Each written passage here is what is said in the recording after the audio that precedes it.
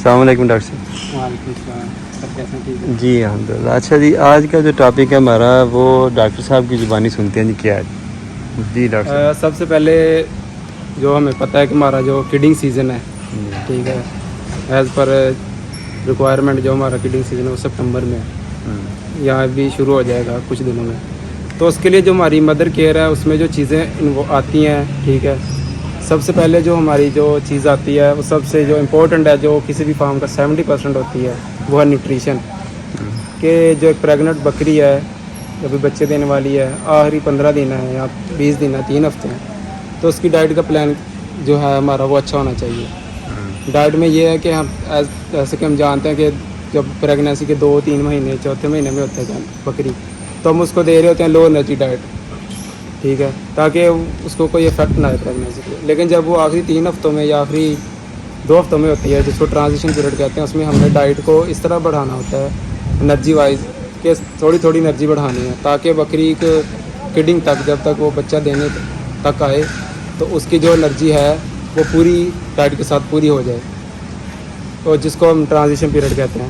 اس سے یہ ہوتا ہے کہ ایک تو جانور کی انرجی پوری ہوتی ہے، دوسرا ہمیں پتہ ہے کہ جو بچہ آخری مہینے میں جو اس کی بڑھوتری ہو رہی ہے وہ پچھلے جو 4 مہینے ہیں اس کے 10% بڑھ جاتی ہے، 10% انکریز ہو جاتی ہے. مطلب کہ بچے کو زیادہ انرجی چاہیے گروتھ کے لیے، تو اس کے لیے بکری نے اپنی بھی انرجی مینٹین کرنی ہے اور بچے کی بھی، جس کی وجہ سے ایک کنڈیشن آتی ہے پریگنینسی ٹکسیمیا ہو جاتا ہے بکریوں میں. اکثر لوگوں کو ایشو ہوتا ہے کہ بکری سونے والی آخری دونوں میں وہ بیٹھ گئی ہے، اٹھ نہیں رہی، نروس سائن آنا شروع ہو جاتے ہیں، وہ کیٹوسس کی طرف چلا جاتا ہے جانور.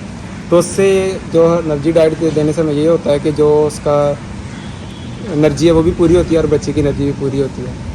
دوسرا جو ہمارا امپورٹنٹ اسپیکٹ ہوتا ہے کہ ہمیں جو بکریاں ہماری پریگننٹ ہے وہ دوسری بکریوں سے علیحدہ ہونی چاہیے، ٹھیک ہے. اس سے یہ ہوتا ہے کہ وہ بکریوں کی عادت ہوتی ہے کہ ایک دوسرے سے لڑنا اور ٹکر وغیرہ، وہ لگنے سے بچے پہ افیکٹ ہو سکتا ہے. اس کے لیے ہمیں یہ پریفر کیا جاتا ہے اور ریکمینڈ کیا جاتا ہے، اسٹڈیز بھی ہیں کہ جو بکری پریگننٹ ہے اس کو آلموسٹ ایک ہفتہ پہلے اس کو وہاں پہ شفٹ کریں جہاں پہ آپ نے اسے بچے لینے ہیں، فیڈنگ ایریا میں اس کو شفٹ کر دیں.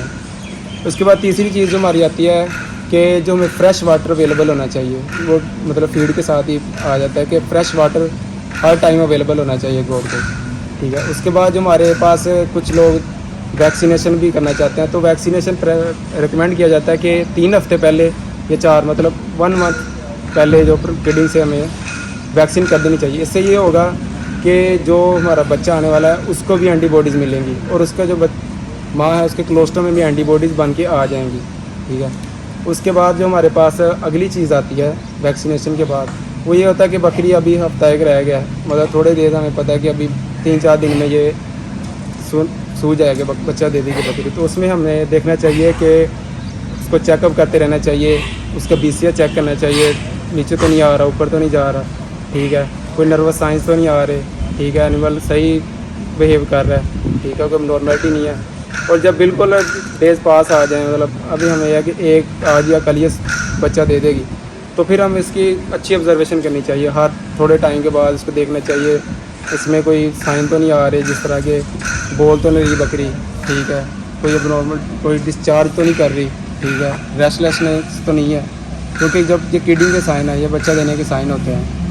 اور اس کے علاوہ جو ایک اور امپورٹنٹ اسپیکٹ ہے کہ جو آخری 15 دن ہوتے ہیں بچہ دینے کے سے پہلے، اس میں ان کی جو پریگننٹ گوٹس ہیں ان کی ایکسرسائز بڑی ضروری ہوتی ہے.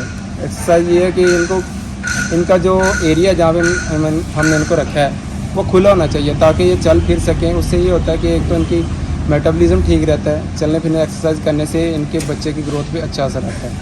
اور اس کے علاوہ جو ایک اور امپورٹنٹ اسپیکٹ ہے لاسٹ، کہ سینیٹیشن ہونی چاہیے، ہر چیز صاف ستھری ہونی چاہیے ان کے پاس، ٹھیک ہے، تاکہ ان کی ہووز نہ خراب ہوں، بیٹھنے کا ایریا ان کا ریسٹ کا پراپر ہونا چاہیے. یہی سارے ہمارے پوائنٹس ہیں. ٹھیک ہے جی، مہربانی. آج کی ہماری ویڈیو تھی، اس کا موضوع تھا کہ بکری جو آخری 2-3 ہفتے رہتے ہیں اس میں کیا اس کی حفاظت کرنی چاہیے. ڈاکٹر صاحب نے بتایا کہ نیوٹریشن پوری ہونی چاہیے، انرجی زیادہ دیں، صاف پانی دیں، اس کی ایکسرسائز کا خیال رکھیں.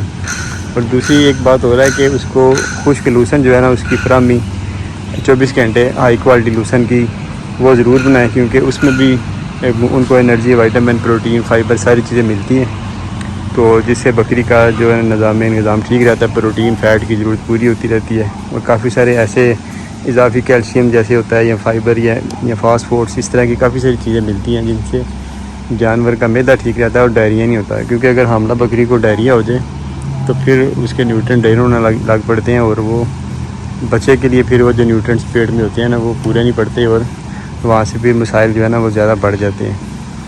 تو یہ تھی ہماری آج کی ویڈیو کہ بچے دینے سے 2-3 ہفتے پہلے بکری کی کیسے کیئر کرنی چاہیے. امید ہے کہ اس میں سے کافی چیزیں آپ کو سمجھ آ چکی ہوں گی، اور اگر کچھ آپ کے سوال ہیں تو آپ کمنٹ کر سکتے ہیں.